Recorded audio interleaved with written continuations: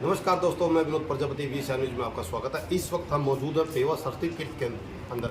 आज आपको ऐसा एक इतिहास दिखाते हैं। बई पोथी क्या होती है? बई पोथी हमारे साथ है जो तीर्थ पुरोहित है विनोद बजरंगी जी, आइए उनसे जानते हैं। हाँ जी सर, नमस्कार। नमस्कार जी। सर, ये क्या है तीर्थ, ये बई पोथी जो क्या है सर? ये एक्चुअली बही पोथी क्या है? बही पोथी हमारे आम शब्दों में कहा जाता है। वास्तव में ये हमारे पूर्वजों का एक रिकॉर्ड है। जो भी जैसे लेखाकार होते हैं, हर डिपार्टमेंट में, हर विभाग में सरकारी खाता रखा जाता है। हमारा ये एक धर्म का खाता है। इसके अंदर क्या होता है, जो भी हमारे यहाँ 200-250 वर्षों से जब से लेखन प्रक्रिया शुरू हुई है, तब से उनके आने वाले लोगों के वंशों का वंशावली हमारे पास संकलन करके रखी जाती है, सुरक्षित रखी जाती है, ताकि कोई भी पीढ़ी उन यजमानों की, उन परिवार वालों की यहाँ आए तो हम ये अपनी वंशावली का जो रिकॉर्ड जब दिखाते हैं तो उसको देख करके उनको संतोष होता है कि हमारे कुल के, हमारे परिवार के यहाँ पेवा तीर्थ पर हमारे तीर्थ पुरोहित है, कुल पुरोहित हैं। और उनके पूर्वजों के जो लोग पहले आ चुके हैं उनके सिग्नेचर वगैरह, साइन वगैरह, हस्ताक्षर वगैरह वो सब चेक करते हैं अपने परिवार का। कई लोग तो हमारे यहाँ से वंशावली भी बनवा के ले जाते हैं। तो बताया जाता है कि जैसे पहले पत्तों पर लिखा जाता था, तो आज भी है वो पत्ते? बताया जाता निश्चित तौर पर युगों युगों से जिस प्रकार लेखन कला चली आ रही है, ब्रह्मा जी ने भी वेदों की रचना की है, उसके बाद अनेक ऋषियों ने शास्त्रों की रचना की है।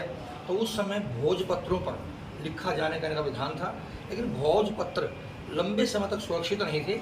इस कारण से अब जा करके कलयुग में, खास करके महाभारत युद्ध के बाद इस युग में इसका जो है प्रचलन हुआ। फिर ये कागज़ जो है, कागज़ पर लेखन कला की विधि शुरू हुई। और उस समय में कागज़ जहाँ बनाया जाता था, वहाँ से जो कागज़ प्रथा शुरू हुई वो फिर हमारे पास हैंड ओवर हुई, हमारे पास आई। तब से हम उसको इस प्रकार से प्रयोग में ला रहे हैं। तो क्या क्या लिखा जाता है जिसके अंदर? इसके अंदर मुख्यतः जो भी हमारे पास महाभारत काल समय से लोग मृत्यु कार्य यहाँ करने आते हैं, पितरों की समझकार करते हैं या तीर्थ यात्रा के लिए आते हैं, वो उसी प्रकार अपना सारे परिवार का रिपोर्ट जानने की इच्छा होती है।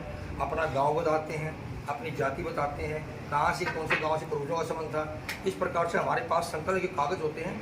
फिर अपने हमारे जो प्रयास होते हैं उनके द्वारा 200-250 परिवार ब्राह्मणों के हैं, वो अपने उनकी जाति के आधार पर और उनके गाँव के आधार पर अपनी वही पोथी निकाल करके जिसके पास उनका खाता होता है वो खाता उसको दिखा देते हैं। इससे पुरोहित में कोई झगड़ा नहीं होता। यजमान का जो है पुराना खाता, पुराना निकाल, दाता प्रदाताओं की सूची सारी को प्राप्त हो जाती है। बताया जाता है कि ये ऋषि मुनि ये समय से ही चलता रहा है। हाँ जी, हाँ जी, ये आज से नहीं है, ये आदि काल से ही है। ये शुरू से ऋषि मुनि भी अपना जैसे खोज करते, रिसर्च करते उन चीज़ों को लिखते थे। लेकिन मैंने जैसे आपको बताया कि हर चीज़ काफ़ी समय तक सुरक्षित नहीं रह सकती। काल बदलते हैं, समय बदलता है, विधियाँ बदलती हैं। तो जैसा अब कलयुग में हमारे पास ये चल रहा है, हम इसको सुरक्षित रखा है। आगे 1000 वर्ष बाद क्या होगा, 2000 वर्ष तक क्या होगा, इसके बारे में हम भी नहीं जानते। हमारे साथ थे तीर्थ पुरोहित विनोद जी। इन्होंने बताया कि जो ये बई पोथी, इनके अंदर काफ़ी वर्षों पुराना बताया जाता है, 300 वर्ष या 400 वर्ष पुराना इतिहास है। यहाँ पर ऋषि मुनि भी आते थे, वो भी अपना यहाँ पर इतिहास लिखते। कैमरामैन स्मृति राणा के साथ विनोद प्रजापति वी न्यूज पेवा।